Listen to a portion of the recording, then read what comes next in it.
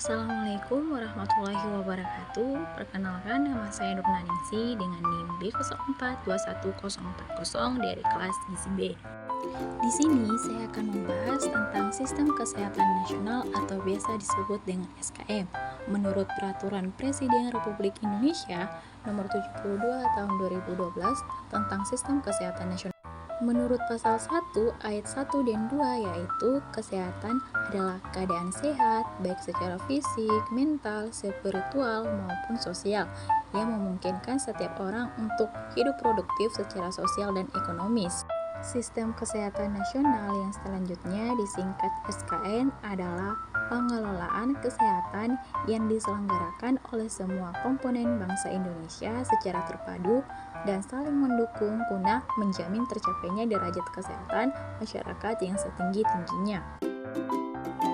Selanjutnya ada pengelolaan kesehatan yang diselenggarakan melalui pengelolaan administrasi kesehatan, informasi kesehatan, sumber daya kesehatan, upaya kesehatan, pembiayaan kesehatan, peran serta dan pemberdayaan masyarakat, ilmu pengetahuan dan teknologi di bidang kesehatan, serta pengaturan hukum kesehatan secara terpadu dan saling mendukung guna menjamin tercapainya derajat kesehatan yang setinggi-tingginya.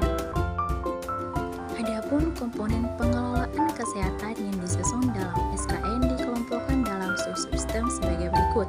Yang pertama ada upaya kesehatan, penelitian dan pengembangan kesehatan, pembiayaan kesehatan, sumber daya manusia, sedia informasi, alat kesehatan dan makanan, manajemen informasi dan regulasi kesehatan, serta pemberdayaan masyarakat. Dalam pelaksanaan SKN ada beberapa hal yang harus diperhatikan, yaitu cakupan pelayanan kesehatan berkualitas, adil dan merata, pemberian pelayanan kesehatan yang berpihak kepada rakyat, kebijakan kesehatan masyarakat untuk meningkatkan dan melindungi kesehatan masyarakat, kepemimpinan dan profesionalisme dalam pembangunan kesehatan, inovasi atau terobosan ilmu pengetahuan dan teknologi yang etis dan terbukti bermanfaat dalam penyelenggaraan pembangunan kesehatan secara luas, termasuk penguatan sistem rujukan. Pendekatan secara global dengan mempertimbangkan kebijakan kesehatan yang sistematis, berkelanjutan, tertib, dan responsif gender dan hak anak. Dinamika keluarga dan kependudukan, keinginan masyarakat, epidemiologi penyakit, perubahan ekologi dan lingkungan, serta globalisasi, demokratis, dan desentralisasi dengan semangat persatuan dan kesatuan nasional serta kemitraan dan kerjasama lintas sektor.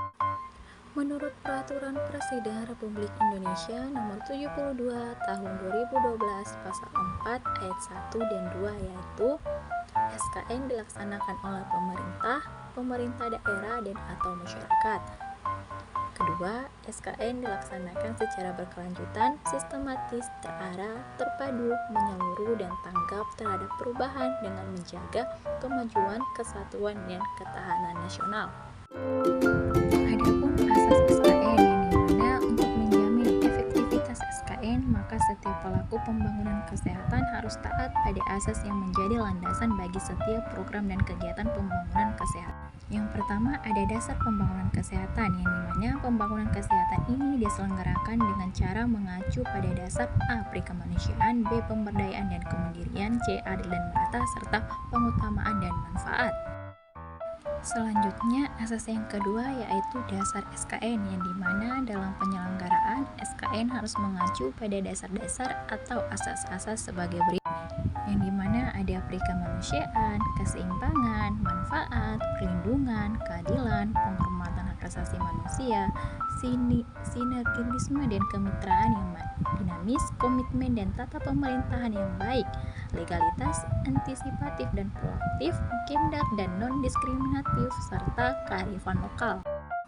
Adapun tujuan SKN ini adalah terselenggaranya pembangunan kesehatan oleh semua komponen bangsa baik pemerintah daerah dan atau masyarakat, termasuk badan hukum, badan usaha dan lembaga swasta secara sinergis berhasil guna dan berdaya guna sehingga terwujud derajat kesehatan masyarakat yang setinggi-tingginya.